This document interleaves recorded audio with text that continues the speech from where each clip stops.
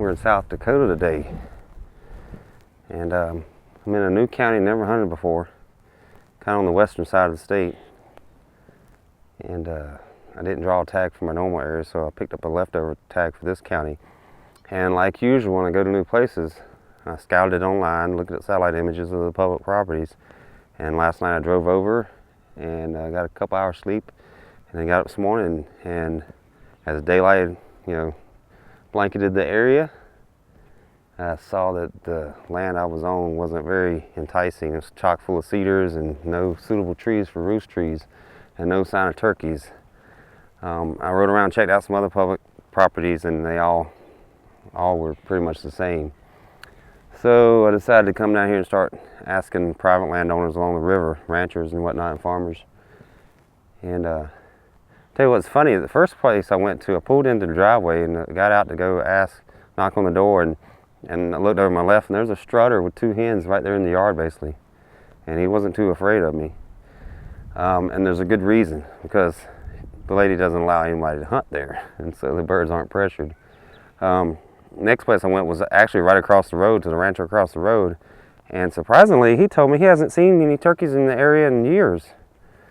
So I had to point out the bird across the street strutting. So that gave me a little clue that maybe he just didn't want to tell me yes or no. He just didn't want to deal with it. So I thanked him for his time and moved on. And I ended up at this place. And the guy told me, his name is Glenn, real nice fella. He said, you know what, we don't allow anyone to hunt unless we know them. And that's kind of our deal. We just because people can sue, and it's a shame it gets to that point where the landowner's liable, And we spoke a little bit longer, and then he finally said, you know what, I don't have anybody hunting back here today, so you're welcome to go hunt just today. And I thanked him for the offer. I was real appreciative of it, and so I got my gear, and I'm back here, and I'm going to stick it out. I'm going to be back here all day long, or until I kill a bird.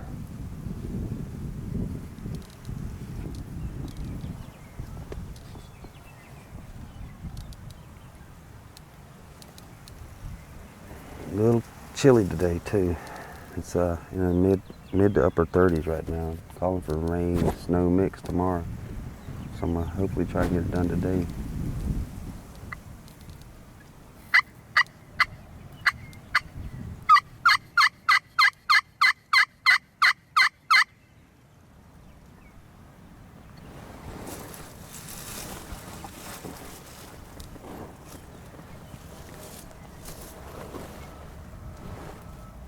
Sneak from behind me.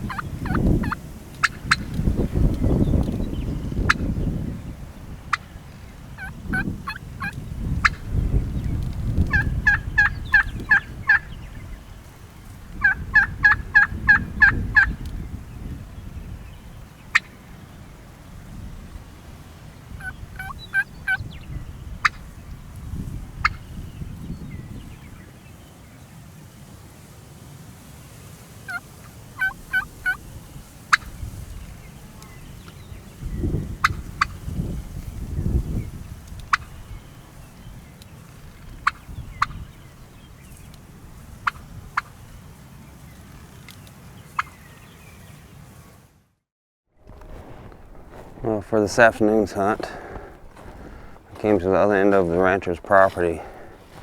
There's a nice cluster of cottonwoods here, and I actually saw some hens. Man, these birds are so beautiful down here. They have such pure white feathers, almost like a ghoul's.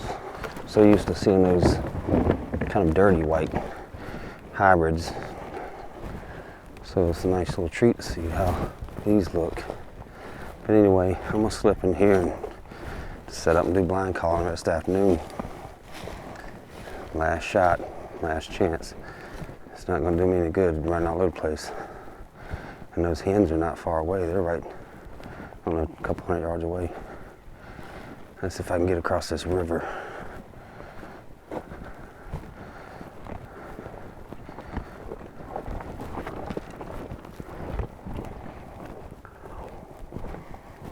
Hopefully that's shallow enough right there. We'll find out.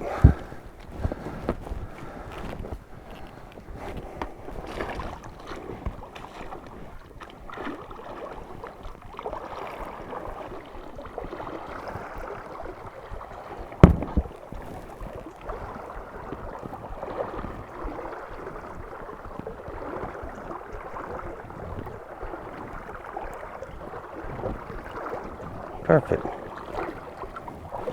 That's why you wear 18-inch boots. You can get across creeks like that.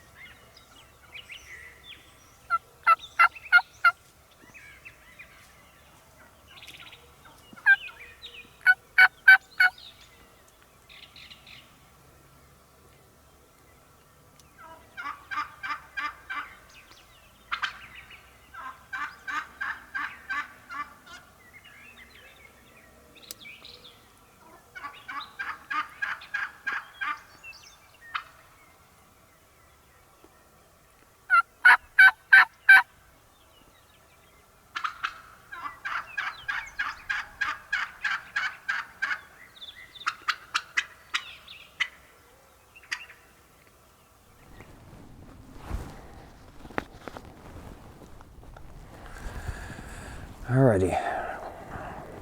Well, birds done circled around me. So I'm gonna get in a little stealth mode here and I'm gonna ease up there along the river. See if I can get one that way.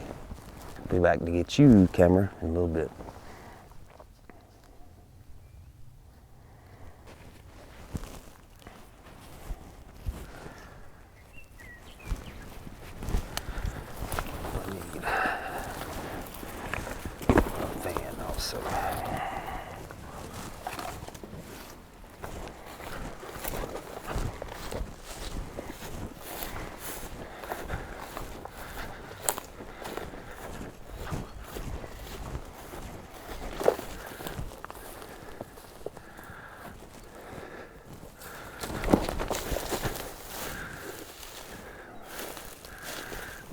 Looks like it's might be shallow enough right there.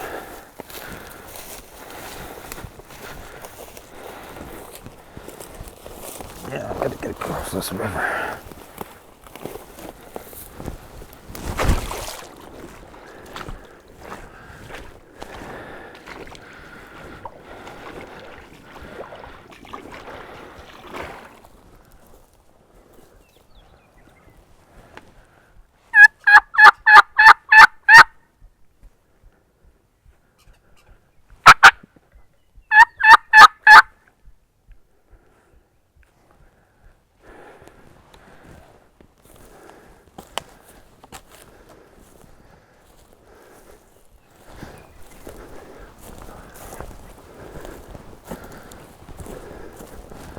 Got their boogie and we get to the roost trees.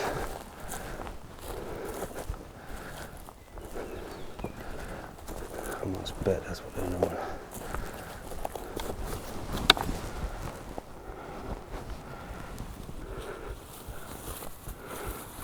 Turkey's right in front of me.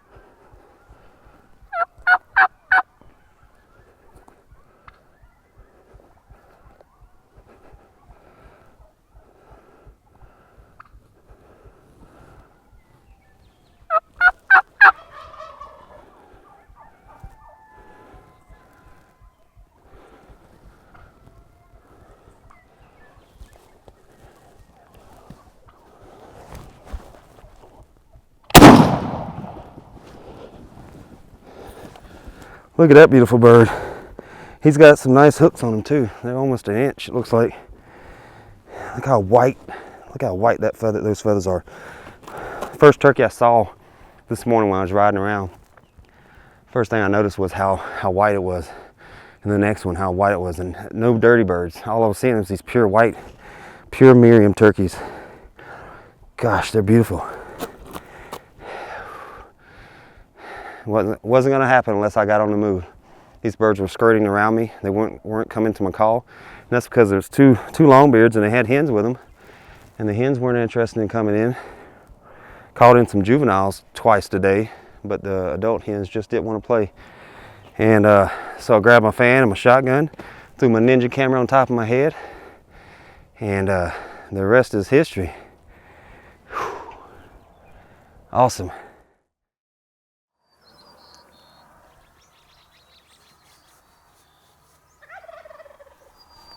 Good morning, folks. As you can hear, there's a bird gobbling not too far away from me. I knew nothing about this area, so I was relying on the maps to set up this morning. And when I got to the spot I wanted to set up, it was too thick. And so I had to come over here. There's a little berm in the middle of the field, about between 100 and 150 yards from this roosted gobbler. So I just stuck a decoy out there about 15 yards in front of me. He should be able to see it from where he's at. I'm gonna have to start calling and make it like a turkey's already out in the field.